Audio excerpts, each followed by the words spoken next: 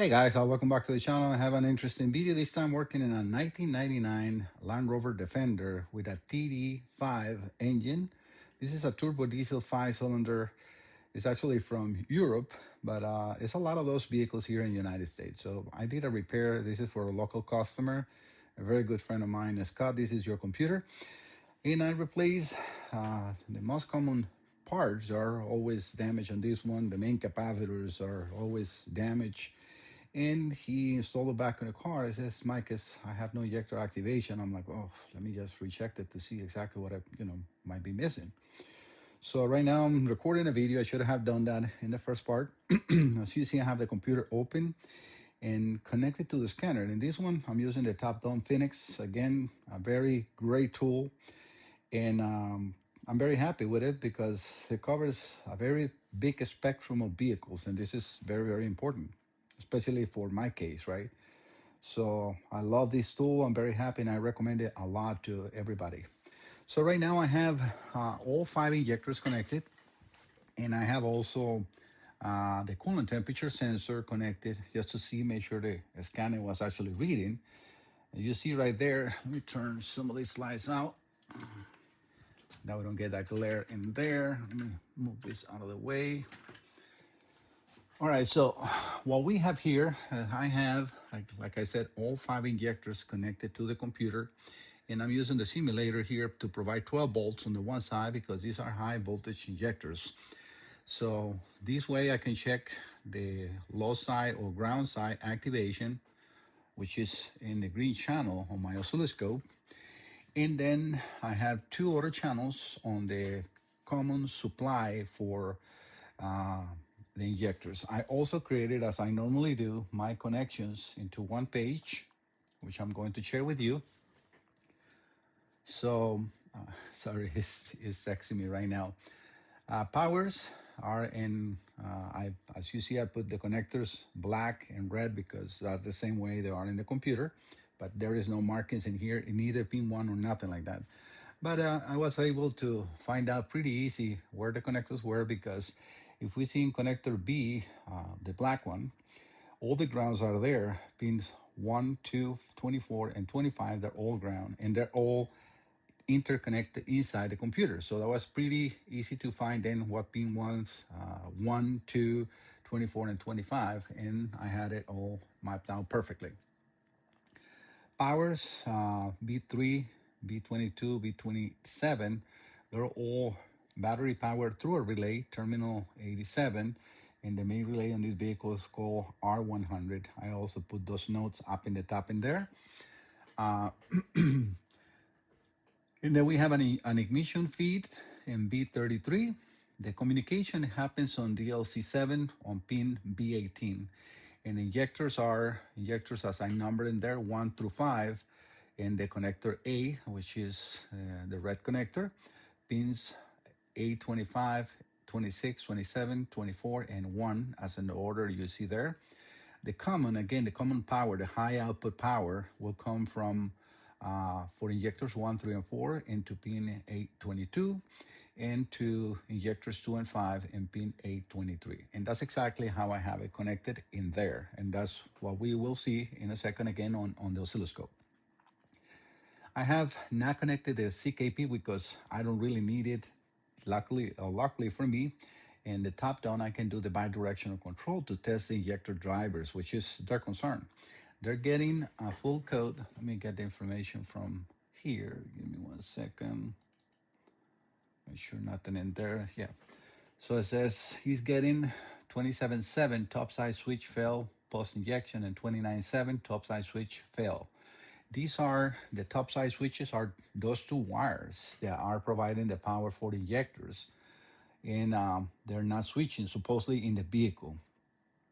But as we can see here, and I put the measurements, this is a capture that I just did on the test. The capture is a stop, so we can read that all good. But we can see how we have 85.2 volts and 84.93 volts. And then the pulse width, which is what's commanded by the computer. I'm going to make those 2 channels a little smaller on the display. Give me just 1 second. I'm going to go maybe 0.5 because we don't need to have that big signal in there. I'm going to make all those small like that. I can maneuver all the signals, separate them a little bit, and so we can see all the three happening in there. So it is pretty much the same activation. If I go and measure, and I can put another measurement right here, maybe because I did that. But if I add, I don't know, another measurement in the screen, I can do low side, let me see, high side pulse, and A, we can see which is 3.04. So pretty much the same as the ground side, but this is a high side activation. So it's 3.4, 3.04. Let me do another one for the B channel. Like that, we can see that it matches everything pretty good. So again, in this, it's a very old computer, so the communication is really slow. But yeah, it says that it passed. So let me see if we have any fault codes now. And we do have fault codes. Again, no numbers in here. Let me see, yeah, it says ambient pressure, multiplex, inlet. Yeah, this is so old that it does not give a fuel pump, air cum, air clutch, glow flow, but it is really good because it is reading the fault codes. Let me see what other fault codes are here. Fuel pump relay, because I don't have nothing else connected. Driver 1 demand out of range. Driver 2. And this is just because of the way that I have the injectors connected. I wish I can have, because if I do, let me just see, fault detected with driver demand currently active. Let me see if I do a search and it shows, yeah, it doesn't show anything. Yes, because I would like to see the it says injector 2 open, injector 1 open. So it's not liking the connections, so obviously because I don't have the real injectors in here. And talking to Scott, he told me that he measured the injector ohm resistance across, they were all the same. I said, yeah, let me see what are we having in here. I did not have the activation. I wasn't able to do it, but I think it's because I was not doing the process correctly. So let me run this one more time. So we're gonna keep all those measurements in there. As you can see right now, the scope is the scope is not running, or sorry, it's running. So I'm going to go on subsystem tests, and we're going to do the same injector one more time. Yeah, you can see the activation right there. I'm going to stop it 1 second. Go back to that capture, which is in here, but we can see the activation happening and all the measurements the same. So I'm going to move now the channel over to the next injector, which is injector 2, right? All right, so did it click? Yes, I hear the click because I can hear the activation. When that happens, it activates the injector in there. So I'm going to click yes in here. And this time I'm going to fire the injector number 2. Yeah, it just did it. It's a very fast activation. I want you to keep an eye in here. I'm going to try to do it one more time, but it's really quick. And that's why it's very important to have the oscilloscope. So I'm going to do it. I'm going to tell you when. I'm going to do it now. 1 second. Now. Yeah, you can see that in there. And let me stop the running capture. Hopefully we still have it here. Yeah, it captured it right at the edge of the screen right there. But we can see in here, again, pretty much the same activations. The low side pulse in the green channel, 2.9998 milliseconds. Pretty accurate. The high pulse and the voltages there happening really good. So let's do injector number 3.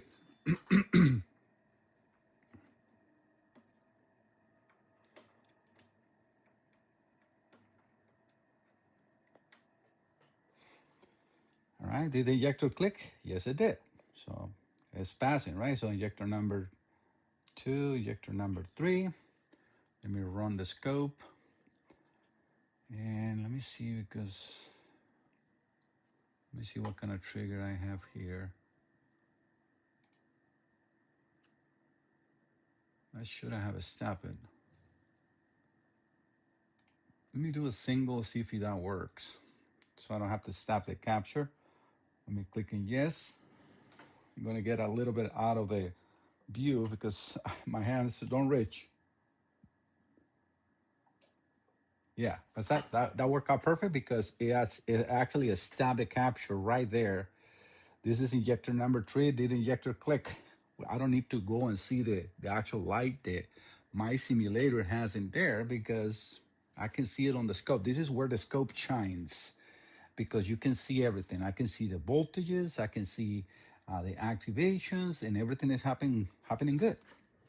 Did injector click? Yes, it did. All right, so injector number 3 is complete and it passed. All right, so we're going to move this to injector number 4 because we're going to check all of the 5 injectors. And then I will show you the coolant temperature reading so we can see that as well. All right, so I'm going to run the scope right now. It's waiting for the signal to reach that trigger that I set. And so right now it's running. You see in the upper corner it is green, that means it's running. So we're doing injector number 4. And we can see it how it immediately catch it. And I can hear it the click. So it clicked perfect. And now we have the voltages pretty much across the board the same. Did it click? Yes, it did. Injector 4 passed it. And I want you to see that I'm moving this. That's what I'm showing you here. So now this is an injector number 5. And if I keep your view here, the view here, you will see the light. But I think the oscilloscope is the best. Because when I click and run, we can see how we miss or lose the capture because now the trigger is waiting and it will write only one capture because it's a single capture. That's how I put the trigger. All right, let's click on injector 5, click OK. And right there, it happens. So are the injectors firing? Yes, they are. All 5 injectors are firing. We got the correct voltage and the correct activation. Scott, not sure what happened in the test. I would recommend you to probably try to perform this test again. Maybe you have an injector or maybe on the harness because everything in here is working good. So the next ticks, I say, no, that's why I said I'm going to run it again. So because this is just your selection. So if I click in here, again, one more time, let's do 5 one more time. If I click on OK and it clicks, which we can see that it did, it asks you, did the injector click? I click on no, that's what it says it failed. But if I click yes, it will say that pass. You see, test is now complete, the test pass. All right, the next thing that I want to show you is the real-time display. Again, this is a 1999, so this is where information is really slow. Right now I should be reading like 11 degrees.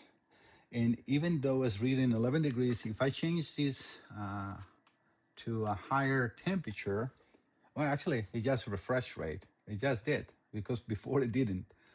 Now it's reading 11.5. I'm going to put this in a graph so you can see the change immediately in there.